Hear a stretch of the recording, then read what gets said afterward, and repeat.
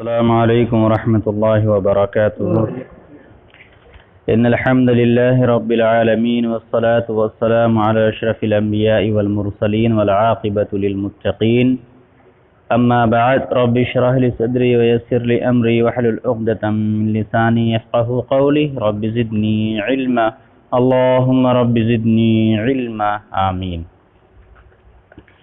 محترم بزرگوں، دوستوں، نوجوان ساتھیوں، پردہ نشین ہماری مائیں اور بہنیں، درس توحید کے درس نمبر 9 میں ہم آپ تمام حضرات کا خیر مقدم کرتے ہیں۔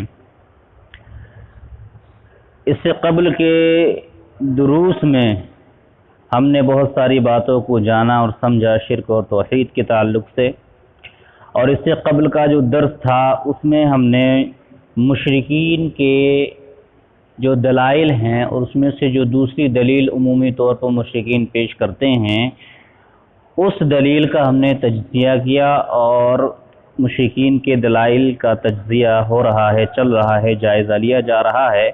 ان میں سے 2 دلیلوں کا تجزیہ ہو چکا ہے۔ آج کے درس میں تیسری دلیل کا تجزیہ پیش کیا جائے گا، جائزہ لیا جائے گا۔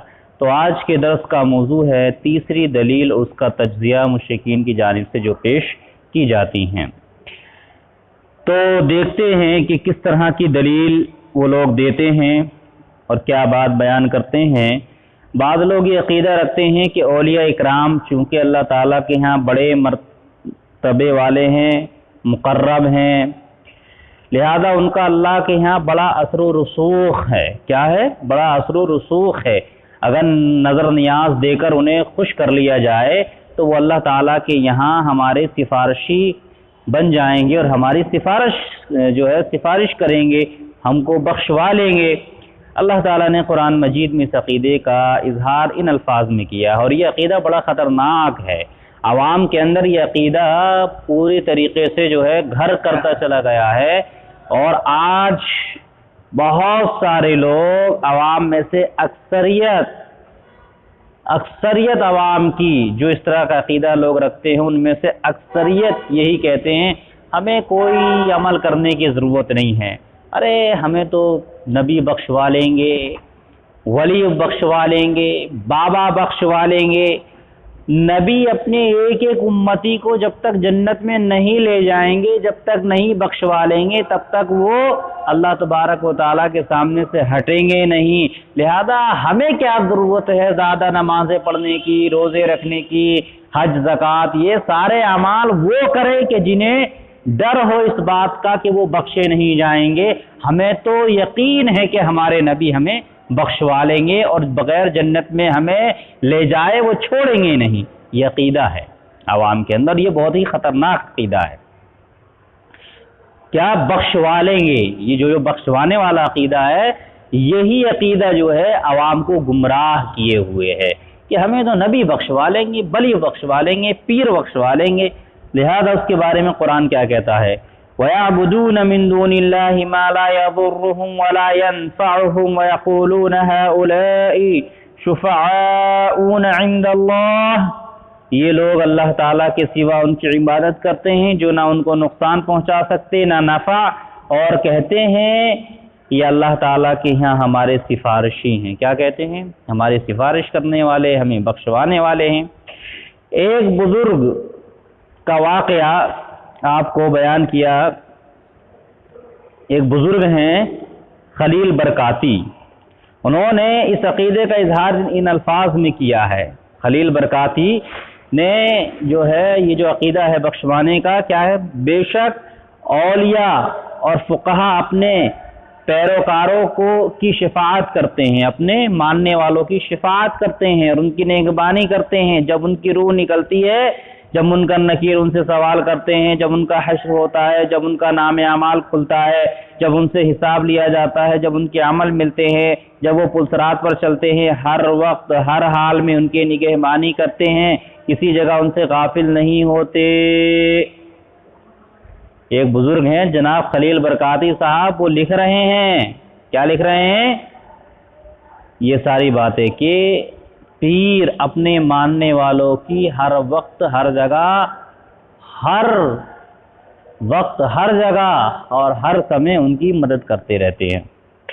شفاعت کے سلسلے میں شیخ عبد القادر جیلانی رحمہ اللہ تعالی کا ایک واقعہ بڑا دلچسپ ہے، تو وہ لوگ بیان کرتے ہیں، لکھتے ہیں، جس سے اندازہ ہوتا ہے کہ بعض لوگوں کے نزدیک اولیاء اکرام کس قدر صاحب اختیار صاحب شفاعت ہوتے ہیں۔ ذرا واقعے کو سنیے اور اندازہ لگائیے۔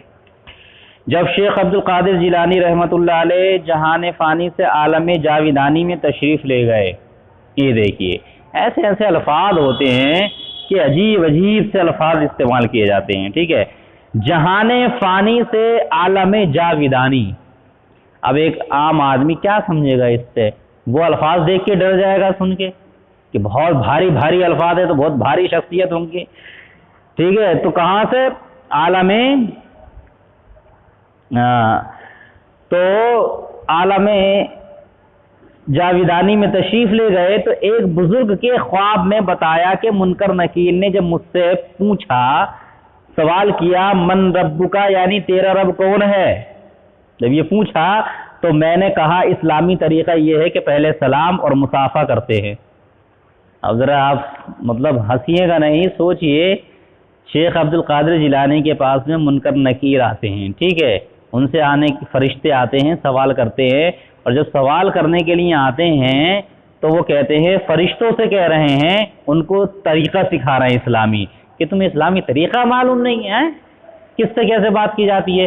پہلے آتے سلام کرتے، پھر مصافحہ کرتے ہیں۔ چنانچہ فرشتوں نے نادم ہو کر مصافحہ کیا، یعنی شرمندہ ہو گئے فرشتے، اور مصافحہ کیا تو شیخ عبد القادر جیلانی رحمۃ اللہ علیہ نے ہاتھ مضبوطی سے پکڑ لیا اور کہا کہ تخلیق آدم کے وقت تم نے اتجالو فیہا من یفسد فیہا، کیا تو پیدا کرتا ہے اسے جو زمین میں فساد برپا کرے، کہہ کر اپنے علم کو اللہ تعالیٰ کے علم سے زیادہ سمجھنے کی گستاخی کیوں کی؟ اب سوال مطلب سوال منکر نکیر پوچھنے کے لیے آئے ہیں عبد القادر جیلانی سے رحمۃ اللہ علیہ، اور وہی اب الٹا ان فرشتوں سے سوال پوچھنے لگتے ہیں، اسے جو زمین میں فساد برپا کرے، کہہ کر آپ نے علم کو اللہ تعالیٰ کے علم سے زیادہ سمجھنے کی گستاخی کیوں کی؟ نیز تمام بنی آدم کی طرف فساد اور خونریزی کی نسبت کیوں کی؟ تم میرے ان سوالوں کا جواب دو گے تو چھوڑوں گا، ورنہ نہیں۔ لیو، منکر نکیری گھیرے میں آ گئے، وہ اس سوالوں میں پھنس گئے، ٹھیک ہے، منکر نکیر ہکا بکا ایک دوسرے کا منہ تکنے لگے، اب اپنے آپ کو چھڑانے کی کوشش کی، مگر اس دلاور یکتائے میدان جبروت اور غواف بحر الاحوت کے سامنے قوت ملکوتی کا کیا کام آتی؟ پکڑ لیا، اب چھوڑا نہیں سکتے، اب جا نہیں سکتے۔ مجبوراً فرشتوں نے عرض کیا، حضور یہ بات سارے فرشتوں نے کہی تھی، لہذا ہمیں چھوڑے۔ کہا یہ بات تو سارے فرشتوں نے کہی تھی، آپ نے ہمیں کاہے پکڑ لیا؟ تاکہ باقی فرشتوں سے پوچھ کر جواب دیں۔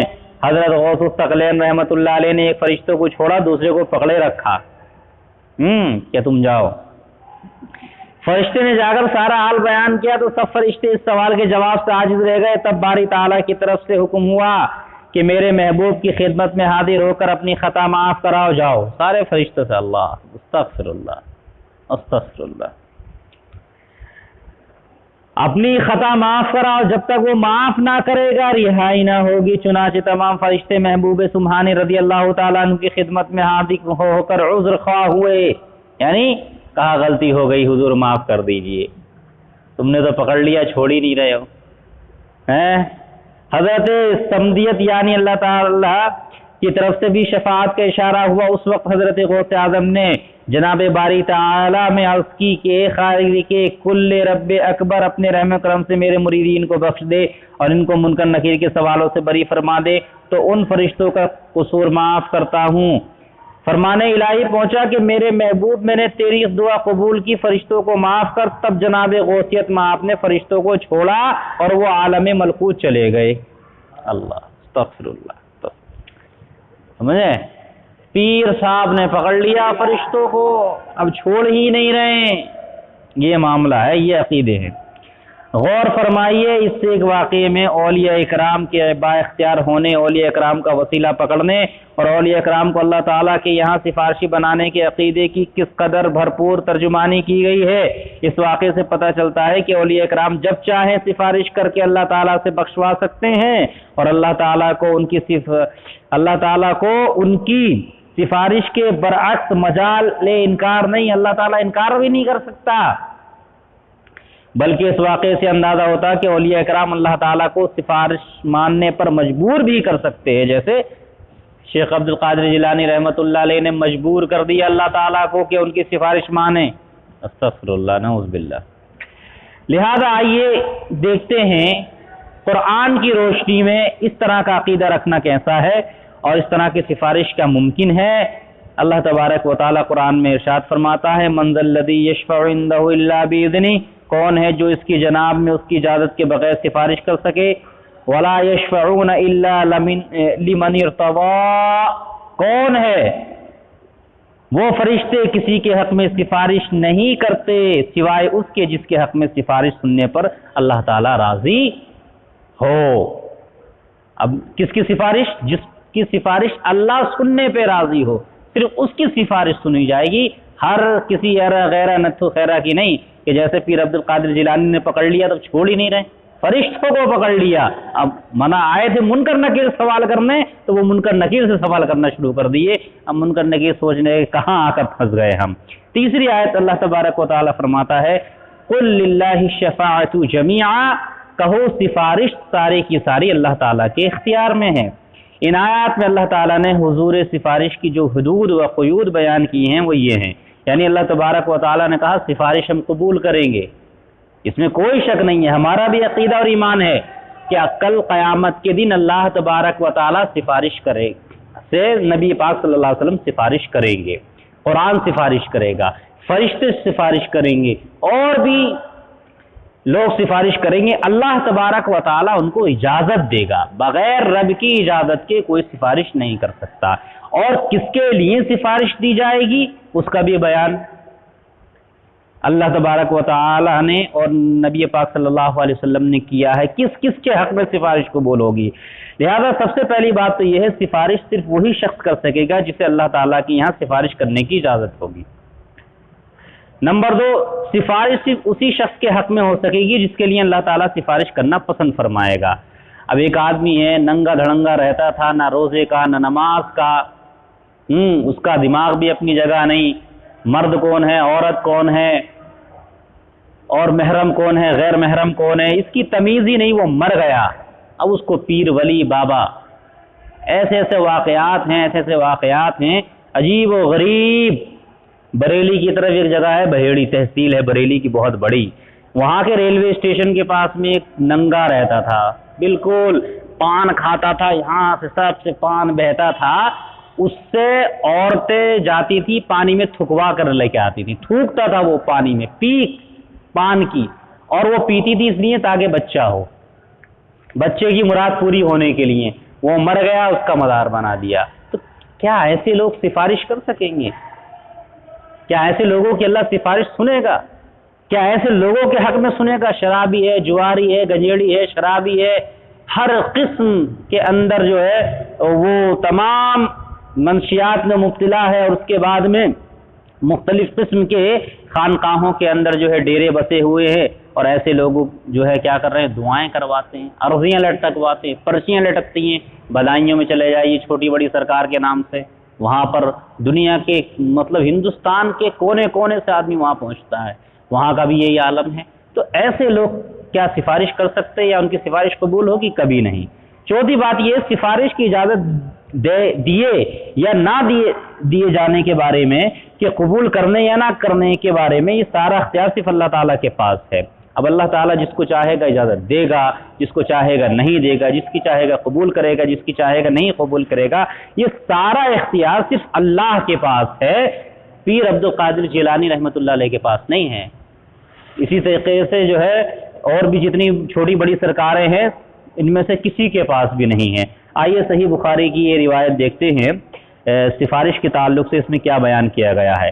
قرآن مجید کی مقررہ کردہ حدود میں رہتے ہوئے قیامت کے دن انبیاء یعنی نبی اور رسول، صلحاء نیک لوگ اللہ تعالیٰ سے سفارش کرنے کی اجازت کیسے حاصل کریں گے، اور پھر سفارش کرنے کا طریقہ کیا ہوگا، اس کا اندازہ بخاری و مسلم کی اس حدیث سے کیا جا سکتا ہے، جس میں رسول اکرم صلی اللہ علیہ وسلم ارشاد فرماتے ہیں قیامت کے روز لوگ باری باری حضرت آدم علیہ السلام، نوح علیہ السلام، حضرت ابراہیم علیہ السلام، موسیٰ علیہ السلام اور حضرت عیسیٰ علیہ السلام کی خدمت میں حاضر ہوں گے، اللہ تعالیٰ کے ہاں حضور ہماری سفارش کیجئے یہ کہیں گے، لیکن سب انبیاء کرام اپنی اپنی معمولی لغزشوں کو یاد کر کے اللہ تعالیٰ سے خوف محسوس کرتے ہوئے سفارش کرنے سے انکار کر دیں گے، معذرت کر دیں گے۔ اب وہ غلطیاں نہیں تھیں انبیاء کرام کی، لیکن وہ اپنے طور پر انہوں نے اپنی غلطیاں سمجھا تھا، جیسے کہ حضرت آدم علیہ السلام کا وہ درخت سے پھل کا کھا لینا، حضرت نوح علیہ السلام کا ان کا بیٹا جو ایمان نہیں لایا تھا، ڈوب گیا تھا، اس کے لیے اللہ تعالیٰ سے کہا تھا انہوں نے کہ اللہ یہ میرے خاندان میں سے میرا بیٹا ہے، کہ اللہ تو اسے بخش دے، تو اللہ نے کہا یہ آپ کے خاندان میں سے نہیں ہے، لیس من اہلک، یہ آپ کے گھر والوں میں سے نہیں ہے، لہذا انہوں نے اس پہ غلطی کی معافی مانگی تھی اللہ تعالیٰ سے۔ پھر حضرت موسیٰ علیہ السلام نے گھونسا مار دیا تھا، ایک شخص قبطی ختم ہو گیا تھا، مر گیا تھا، اور بھی بہت ساری چیزیں ہیں، تو اس لیے جو ہے وہ گناہ نہیں تھے، لیکن وہ اپنے طور پر اس چیز کو انہوں نے جو ہے گناہ سمجھتے ہوئے وہ اس کو انکار کر دیں گے۔ بالآخر لوگ رسول اکرم صلی اللہ علیہ وسلم کی خدمت میں حاضر ہوں گے، تب اللہ تعالیٰ سے حاضری کی اجازت طلب کریں گے، اجازت ملنے پر اللہ تعالیٰ کے حضور سجدے میں گر پڑیں گے، اور اس وقت تک سجدے میں پڑے رہیں گے جب تک اللہ تعالیٰ چاہے گا، تب اللہ تعالیٰ ارشاد فرمائے گا۔ ایک اللہ کے رسول صلی اللہ علیہ وسلم خود بیان کرتے ہیں کہ میرے ہاتھ میں لواء الحمد ہوگا، حمد کا جھنڈا ہوگا۔ یہ کیا چیز ہوتی ہے؟ مقام محمود کا، جو قرآن میں اللہ نے کہا فَعَسَىٰ أَن يَبْعَثَكَ رَبُّكَ مَقَامًا مَحْمُودًا، ان قریب اللہ تعالیٰ آپ کو مقام محمود پر فائز کرے گا۔ تو یہ لواء الحمد، مقام محمود، یہ سب کیا ہے؟ یہ وہی جگہ ہے جہاں پر آپ صلی اللہ علیہ وسلم سجدے میں عرش کے نیچے گریں گے، اللہ کا عرش ہوگا، اس کے نیچے آپ صلی اللہ علیہ وسلم سجدے میں گر جائیں گے، اور وہاں پر اللہ تعالیٰ کچھ کلمات سکھائے گا، اسی وقت سکھائے گا جس کے ذریعے سے وہ اللہ تبارک و تعالیٰ کی تعریف کریں گے، حمد کریں گے، اس کے بعد میں حمد کرتے رہیں گے لمبی مدت تک، پھر اللہ تبارک و تعالیٰ کہے گا ارفع راسک یا محمد، اے محمد صلی اللہ علیہ وسلم سر اٹھاؤ، اشفع تشفع، سفارش کرو تمہاری سفارش سنی جائے گی، سل مانگیے تعطا، آپ کو دیا جائے گا۔ تو آپ صلی اللہ علیہ وسلم بھی سوال کریں گے، مانگیں گے، تب ملے گا۔ جو کہتے نہیں ہیں کہ رسول اکرم صلی اللہ علیہ وسلم کو سب اختیار حاصل ہے، قیامت کے دن بھی سب اختیار حاصل ہوں گے، بخشوائیں گے، دیکھو یہ عالم ہوگا۔ اللہ کہے گا سل مانگیے تعطا، تب دیا جائے گا، بغیر مانگے آپ صلی اللہ علیہ وسلم کو بھی نہیں ملے گا۔ چنانچہ رسول اکرم صلی اللہ علیہ وسلم مانگیں گے، سوال کریں گے، اللہ تعالیٰ کی مقرر کردہ حد کے اندر سفارش کریں گے جو قبول ہوگی۔ کتاب و سنت میں جائز سفارش کی جو حدود و قیود بیان کی گئی ہیں، قرآن مجید بھی انبیاء کرام کے دیے گئے واقعات ان کی تائید و تصدیق کرتے ہیں، بہت سارے واقعات ہیں۔ مثال کے طور پر صرف ایک پیغمبر حضرت نوح علیہ السلام کا واقعہ آپ لے لیجئے۔ حضرت نوح علیہ السلام 950 سال تک منصب رسالت کے فرائض انجام دیتے رہے۔ کتنے سال تک دعوت تبلیغ کا کام کیا؟ 950 سال تک دیتے رہے۔ قوم پر اللہ تعالیٰ کی طرف سے عذاب آیا تو نبی کا مشرک بیٹا بھی ڈوبنے والوں میں شامل تھا، جو ابھی میں نے بیان کیا، جسے دیکھ کر یقیناً بوڑھے باپ کا کلیجہ منہ کو آ گیا ہوگا۔ چنانچہ اللہ تعالیٰ رب العزت کی بارگاہ میں سفارش کے لیے ہاتھ اٹھا دیے اور کہنے لگے ان ابنی من اہلی وان وعدک الحق وانت احکم الحاکمین، کہ اے اللہ یہ میرا بیٹا بھی میرے گھر والوں میں سے ہے، لہذا اور تیرا وعدہ سچا ہے کہ میں تیرے گھر والوں کو نقصان نہیں پہنچاؤں گا، تو میرا بیٹا بھی میرے گھر والوں میں سے ہے، تو سب حاکموں سے بڑھ کر کے حاکم ہے، لہذا میرے بیٹے کو ہی بچا لے۔ تو اللہ تبارک و تعالیٰ نے جواب میں کیا کہا تھا؟ نبی ہیں، 950 سال تک دعوت و تبلیغ کا کام کیا ہے۔ اب دیکھیے فَلَا تَسْأَلْنِي مَا لَيْسَ لَكَ بِهِ عِلْمٌ إِنِّي أَعِظُكَ أَن تَكُونَ مِنَ الْجَاهِلِينَ، اے نوح جس بات کی تو حقیقت نہیں جانتا اس کی مجھ سے درخواست نہ کر، میں تجھے نصیحت کرتا ہوں کہ اپنے آپ کو جاہلوں کی طرح نہ بنا لے۔ اللہ تعالیٰ کی طرف سے اس تنبیہ پر حضرت نوح علیہ السلام اپنے لخت جگر کا صدمہ تو بھول ہی گئے، اپنی فکر لاحق ہو گئی، چنانچہ فوراً کیا کہا؟ ربی انی اعوذ بک ان اسألک ما لیس لی بہ علم والا تغفر لی وترحمنی اکن من الخاسرین۔ اے میرے رب، میں تیری پناہ مانگتا ہوں اس سے کہ وہ چیز تجھ سے مانگوں جس کا مجھے علم نہ ہو، اگر تو نے مجھے معاف نہ کیا اور رحم نہ فرمایا تو میں برباد ہو جاؤں گا۔ ایک نبی ہیں، 950 سال تک دعوت و تبلیغ کا کام کیا، بیٹا ہے، سگے بیٹے کے لیے اللہ تبارک و تعالی نے جو ہے سفارش نہیں سنی، وہ دعا قبول نہیں کی، تو یہ ایرا غیرہ نسو خیرہ کل کے جو کیا نام ہے پیر ولی بنے پھر رہے ہیں، خانقاہیں سجائے پھر رہے ہیں، اور نشیلی گنجیڑی شرابی جواری پتہ نہیں کیا کیا چلم باز، یہ اپنے آپ کو کہ لمبی لمبی لٹیں رکھ لی، لمبے لمبے ہاتھ لٹکا لیے، مالائیں، ننگا بدن، ہاتھ میں چمٹے لے لیے، حق ہو اللہ ہو یا علی یا خواجہ کے نعرے لگانے والے، ان کی سفارش قبول کرے گا اللہ؟ ان کی سنے گا؟ نبی ہیں، 950 سال تک دعوت تبلیغ کا کام کیا، رب نے ان کی درخواست کو ٹھکرا دیا، انکار کر دیا ایک مشرک بیٹے کے لیے، تو ان لوگوں کی کہاں سے؟ یوں ایک جلیل و قدر پیغمبر کے اپنے بیٹے کے حق میں کی گئی سفارش بارگاہ عزی سے رد کر دی گئی، اور پیغمبر زادہ اپنے شرک کی وجہ سے عذاب میں مبتلا ہو کر رہا، اور اس سے کوئی بچا نہیں سکتا۔ پیغمبر کا بیٹا نہیں بچ سکا تو یہ کیا بچیں گے؟ کتاب و سنت کی تعلیمات جان لینے کے باوجود اگر کوئی شخص عقیدہ رکھتا ہے کہ ہم فلاں حضرت صاحب یا پیر صاحب کے نام کی نظر و نیاز دیتے ہیں، لہذا وہ ہمیں قیامت کے روز سفارش کر کے بخشوا لیں گے، تو اس کا انجام اس شخص سے مختلف کیسے ہو سکتا ہے جو اپنا کوئی جرم بخشوانے کے لیے حکومت کے کسی کارندے کو بادشاہ سلامت کے پاس اپنا سفارشی بنا کر بھیجنا چاہے، جبکہ وہ کارندہ خود حاکم وقت کے جاہو جلال سے تھر تھر کانپ رہا ہو اور سفارش کرنے سے بار بار معذرت کر رہا ہو، لیکن مجرم شخص یہی کہتا چلا جائے کہ حضور بادشاہ سلامت کے دربار میں آپ ہی ہمارے سفارشی اور حمایتی ہیں، آپ ہی ہمارا وسیلہ اور واسطہ ہے، تو کیا ایسے مجرموں